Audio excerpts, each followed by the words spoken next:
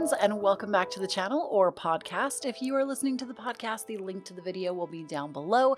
If you are on the video, the link to the podcast available on 10 platforms will also be down below.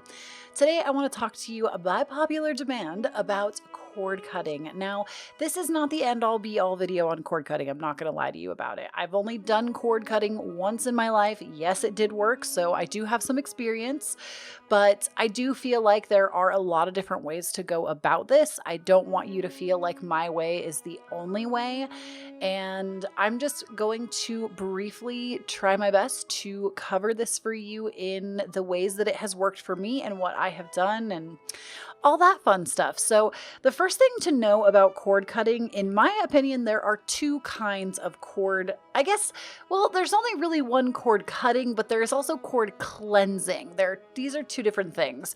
And I feel like they both need to be discussed when you're talking about cord cutting, because cord cleansing might actually be the better option for you depending on what you're experiencing. So first and foremost, what the heck is this?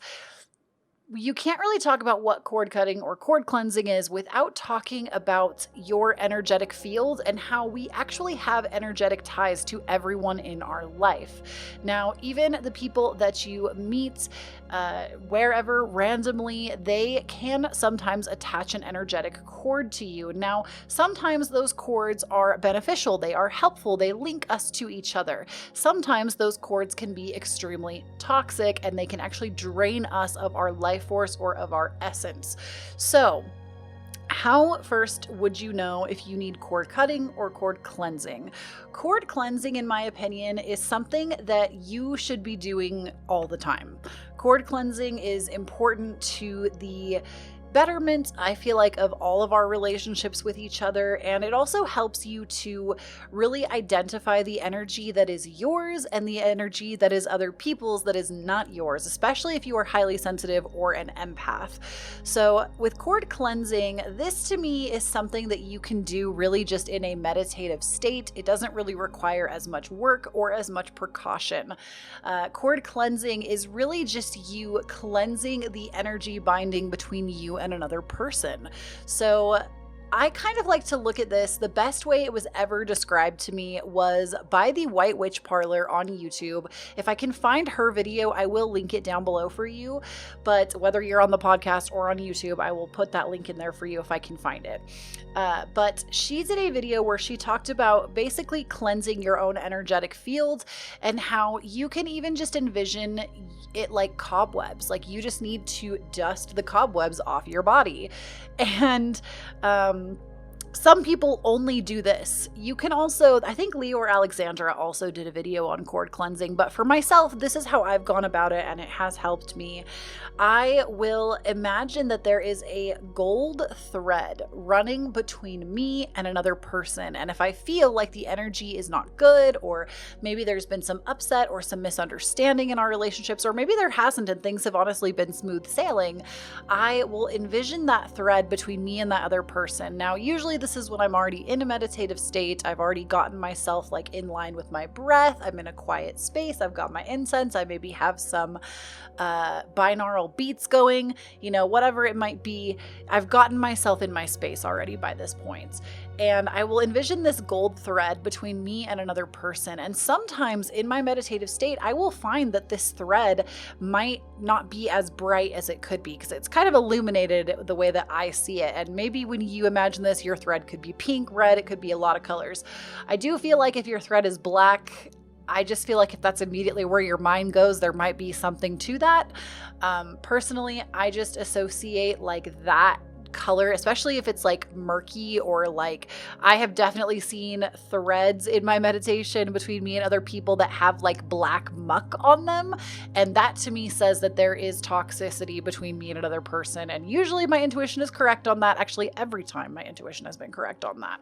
So you might see imagery a little bit differently for yourself. Just keep an open mind with that the way that I'm describing it for you now, it might be different for you. But for me, I can only speak on my own experience. So with this cord or with this thread, I will just really envision myself. I really like to kind of bring my heart energy into this, like from the heart chakra. I believe that I am a heart chakra person. I have a very open heart chakra. It is the chakra that I exude the most out of me. I work probably the most intently with my heart chakra as well. My heart chakra and my sacral chakra, interestingly enough, and sometimes the throat, I feel like are my like primary three. But the heart chakra, I will actually envision that my heart chakra is opening. I will do either like a glowing energy like orb, whether it be pink or green, or sometimes I will envision it as a flower opening up. And usually I will work with like light energy. I'll work with like a pink energy usually because that's just how I see my heart chakra. And I will envision on this thread that is attaching the two of us that this pink energy is really going to like run through that cord and be sent to the other person. So I'm sending them love. I'm sending them gratitude. I'm just really envisioning them with a lot of love, light, happiness around them. And that to me really allows me to cleanse the cord between me and them. And I feel like even after like a fight, this is a good thing to do. Even if you've already made up, it might be something good to do. Like I said, I think this is a valuable practice to do at any given time.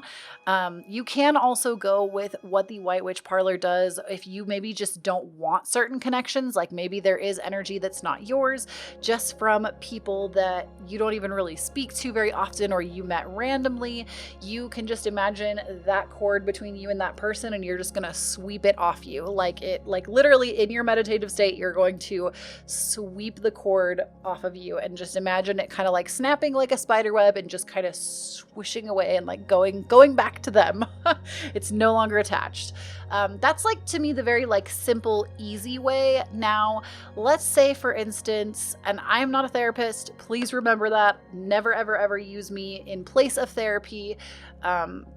But I feel like if you actually have somebody who is extremely toxic in your life, now I can't speak about this too much because it's a little bit personal. I'm not ready to open up about this so much, but I can tell you what I did. And I can tell you that it worked, but I'm not going to give you specifics because I just, it's somebody that still technically is a part of my life in a very roundabout way, but I have put so much space between me and them, and I believe that this is the reason that it has worked the way that it has. So when you are actually going to cut a cord between you and someone else, this should not be done lightly. You want to take this very seriously because a lot of times, like, this really will sever that relationship. And sometimes things can be fixed with a discussion. Sometimes things, but like, let's say for instance, this person really is toxic, or you have a very toxic connection, or something about this is just not right. And you've exhausted all other options. At least this is how I would do it. Maybe for you, this is something you would do a lot more willy-nilly. I take this extremely seriously, and I don't recommend from my personal experience that you do this without taking it seriously. So when I'm actually going to do a cord cutting, like I said, I've only done it once. That's how serious I take it. You want to make sure that you feel very safe and protected when approaching this, because I just feel like because it is so serious, like I will call the corners. I have a whole video on my channel on how to do that. You want to make sure that you don't feel afraid in doing this. I feel like this is kind of the biggest thing, especially if you're going to do something that is very like ritual. You don't want to come at this from a place of fear. If you are afraid, that is the energy that you're bringing to this space with yourself. So you don't want to come at this from a place of fear. You want to come at this as neutral as you possibly can, given the situation.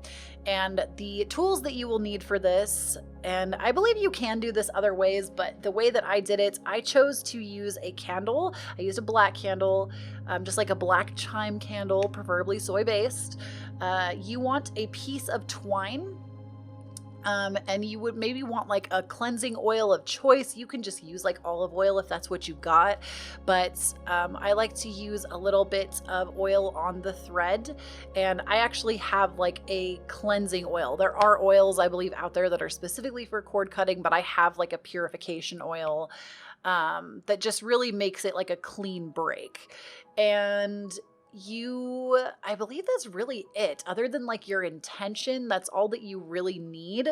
And you're just going to want to, again, call the corners, do what you need to do for your own protection. And you are going to want to make sure you have all the tools ready before you get started.